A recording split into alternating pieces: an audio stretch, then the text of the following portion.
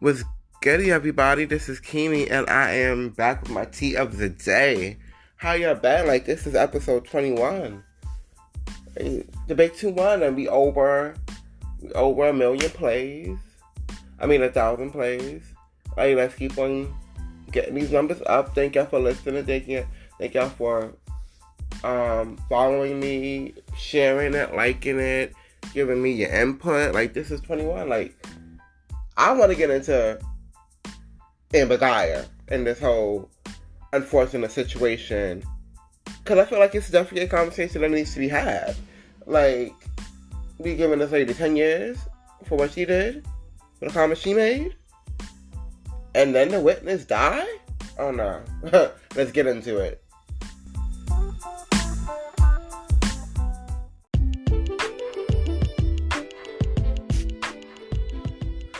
So, Amber Guyger.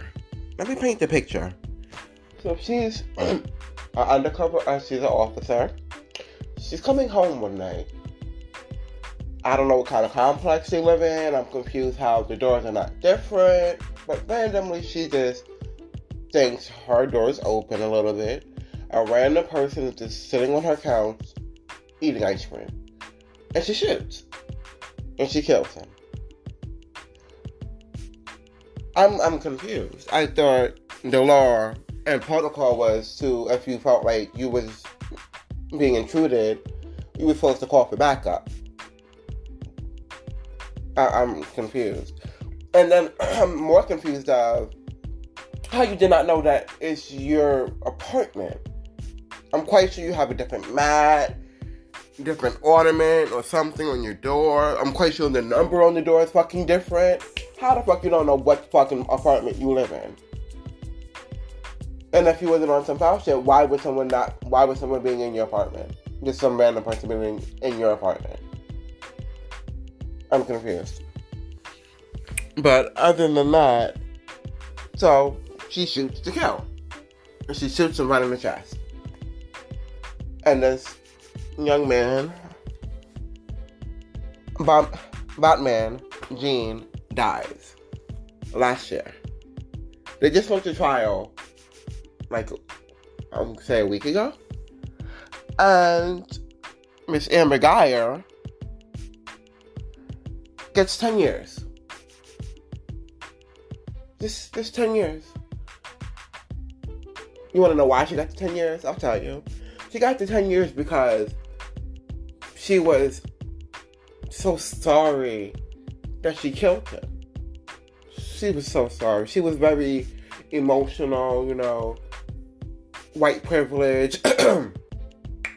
A lot of things played a factor of her just getting 10 years instead of the life in prison like she was supposed to get. But let's get into some of the things that she liked, she reposted, she said on social media. I wear all black to remind you not to mess with me, because I'm already dressed for your funeral. I don't really think y'all understood the magnitude of what that even alludes to. I wear all black to remind you not to mess with me, because I'm already dressed for your funeral. Meaning that she's in that cop uniform because she can be, and if you want to try her, she will kill you, and she will go to your funeral because she's dressed for your funeral. She's warning you to mess with her so she can kill on sight. So this is what we're training officers in the academy? I'm confused. People are so ungrateful. No one ever thanks me for having the patience not to kill them. So you have to have patience not to kill them? Wait. People are so ungrateful. So we're ungrateful for not thanking you for not killing us, because you had the patience not to kill us. But if you, that day, like the day that you killed Batman, you didn't have the patience then, huh? But you want to get 10 years. I fucking can't with this fucking, the system. I cannot. But if a black person killed the officer, and black man killed Amber Geyer, he would have got life. Why is that? Why is it different? Why are we as a people, as a society, keep on allowing officers just to get off or get little to no payment? Like, I'm punishment. I'm confused. Like, and as judges, you're seeing what the fuck is going on, and you're continuously making the wrong fucking choices. You're allowing this to fucking continue. One other thing that she posted or wrote: stay low, go fast, kill first, die last. One shot, one kill, no luck, all skill. Is this a quote? Is this something that you just live by? I'm confused what the fuck this is. That you're just kindly posting and liking like this is something that is cute. Amber, you're dead wrong. You was wrong for going into this man's apartment, your neighbor, which you should already know, if that's not your door, that's your neighbor's door.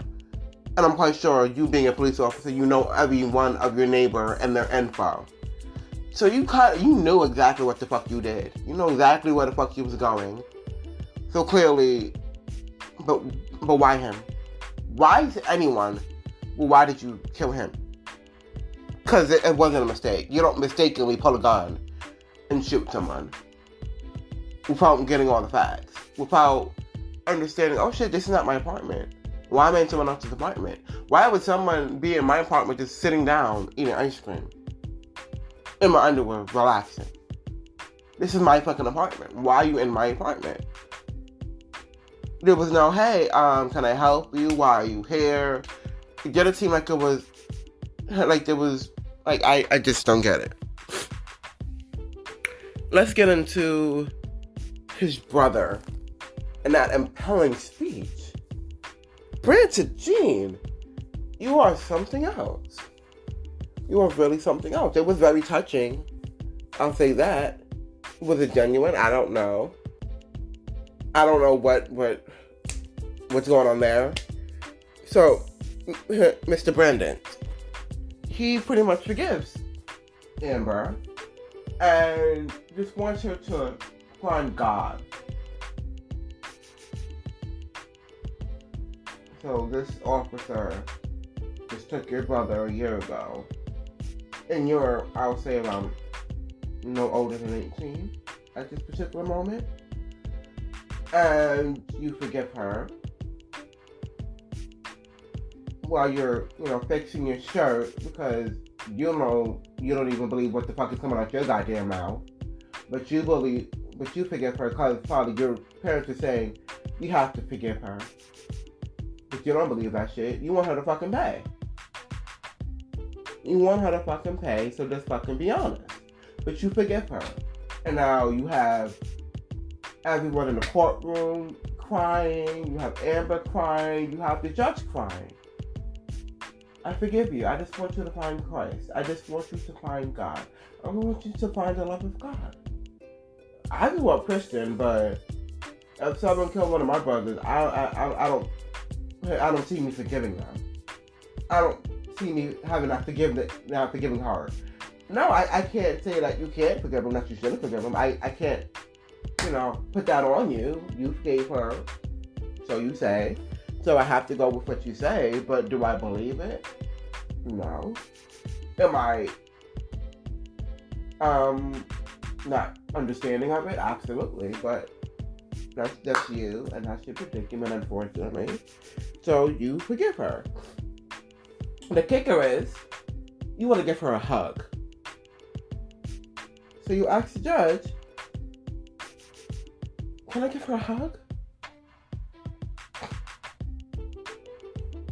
And then you will get up, go towards Miss Amber, and y'all hug and y'all embrace for a good few minutes. Like, this was The Color Purple. Like, I don't know if it was staged. Like, I'm just confused of how all of this is just happening, and everyone is just fucking okay with 10 years. And it's okay with her not being a threat to society. I'm fucking confused. And then you have the father, during his testimony, come out and say, I want to be friends. I want to be friends. You want to be the person who killed your son's friend. I know God is real, and I know God is, almighty and powerful, but ain't no fucking way God is going to tell you, no, because that's going to be a whole nother conversation. There ain't no way that I'm going to forgive him, give someone for killing my brother a year later. There is a time limit. Yes, you do need to eventually forgive. You will never forget. But you would have to forgive to slowly somewhat move on. You will never fully move on from a death in your family, obviously. But you would have to have some type of something. Or eventually, or not till after the person who passed away, you're going to die. Whether you get killed or you commit suicide if you do not get that completely worked out. And that's a fact. Like, you have to work through your grief. You have to work through every barrier so you can live a happy life. You can live a fulfilled life after that. And you can live out whatever mission that they had on Earth. If you knew it, you can help live that out. So their death cannot be in vain. And then we have, before we get to Miss Judge, because I wanna really understand her mindset. I wanna bring to the table Mr. Jason, who was a witness, who was the Jeans family's neighbor. Meaning that he was Amber Guyer's neighbor. Isn't that just a coincidence? And after he gave his testimony, his heart-wrenching testimony, where he, in the midst of it, began to cry, because, like, this is someone that he knew. He heard sung going in and out of his apartment. Like, he knew the family. And for this to happen is just heart-wrenching. It really just makes your heart very heavy. But for him, unfortunately, he dies right after giving his testimony. Right after Amber Guyer gets her 10 years. I'm confused how we let that happen. But the kicker is, he didn't want to testify. Because, of course, this being a national case, and every black community, you do not want to be a part of any national case. You don't want to be the person who has to testify in a national case. Even if it's not, even though this is a little different because it's a cop, but just in general, you don't want to be put in that predicament because people would, unfortunately, especially in the black community, call you a snitch, a sellout, a coon, or any of these words, and your life will be in danger. It's sad, but this is the fucking truth that we live in. So he already told them, I don't want to be part of this case. I don't want to testify. Because not so long ago after this happened, I almost got shot at a club. And I really feel, deep down in my heart, that I was the intended person that they were trying to kill. I got wounded, but someone else died because of me. He said that, and he told them that, and they did not give a fuck at all. They subpoenaed him, forcing him to testify. What kind of country are we running? What kind of system are we running?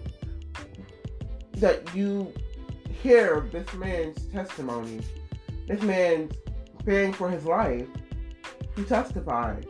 Because he already knows that he has someone potentially trying to kill him, and y'all don't give a fuck. Y'all don't put him in a safe house, y'all don't do any of these things to make sure that this man is safe if he was going to do this. But he completely told you that this is something he does not feel comfortable in doing. But y'all just don't care.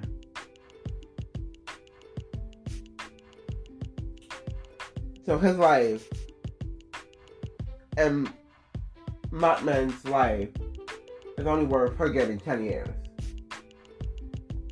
Just 10.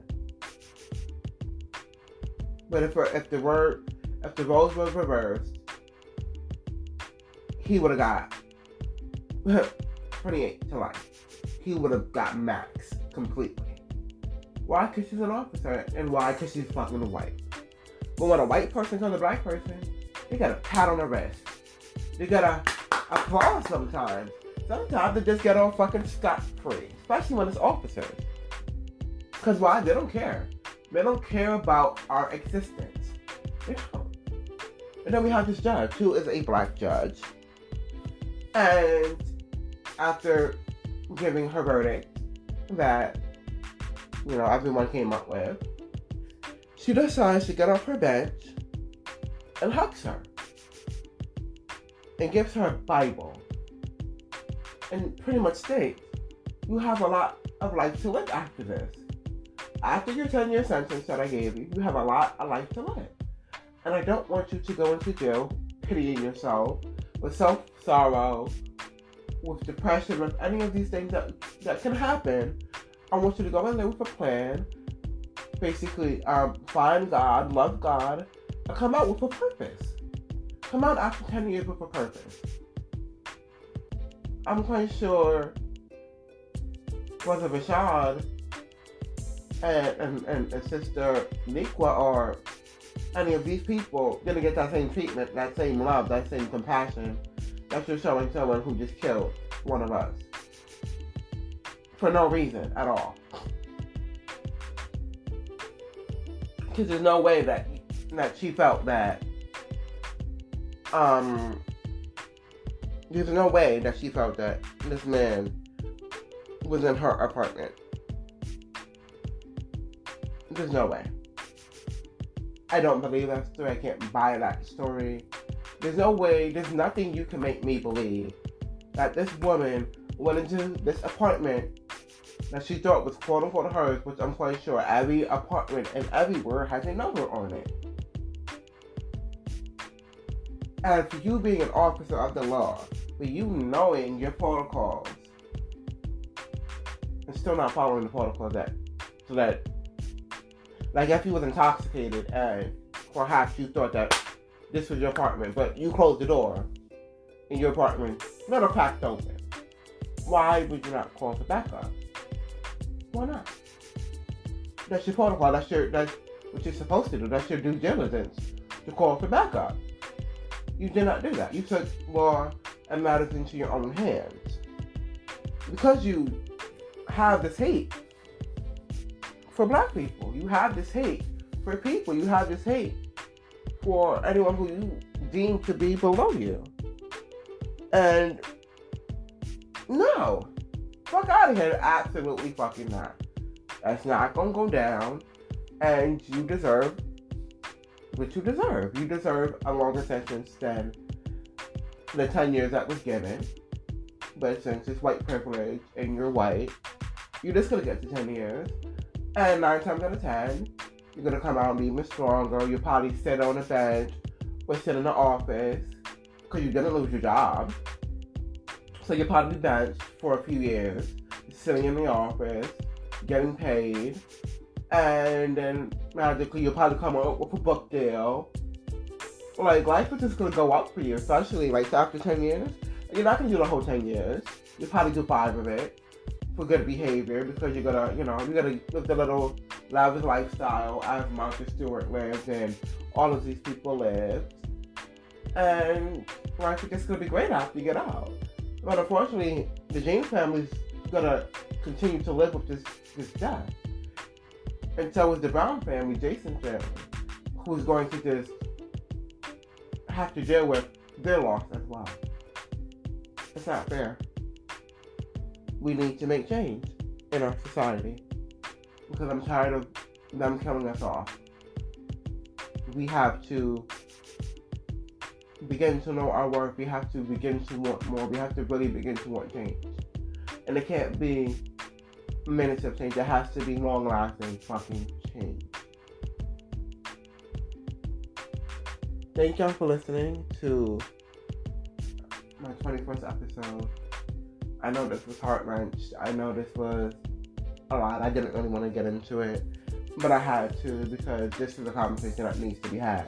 Just like many conversations that doesn't even hit the news that needs to be had about just the death in our society.